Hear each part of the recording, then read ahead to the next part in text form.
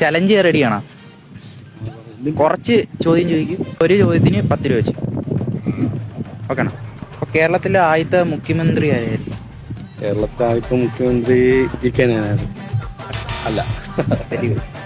കേരളത്തിലെ ഏറ്റവും നീളം കൂടിയ നദി ഇത്? കേരളത്തിലത് പെരിയാർ. അപ്പൊ കേരളത്തിലെ ഏറ്റവും വലിയ ജില്ല ഏതാ? കേരളത്തിലെ ഏറ്റവും വലിയ ജില്ല മലപ്പുറം. അല്ല. കേരളത്തിലെ നിലവിലെ ഗവർണർ? അറിയത്തില്ല, മറന്നുപോയി. ഓർമ്മയുണ്ട്. കുഴപ്പമില്ല. കേരളത്തിലെ നിലവിലെ ആരോഗ്യമന്ത്രി?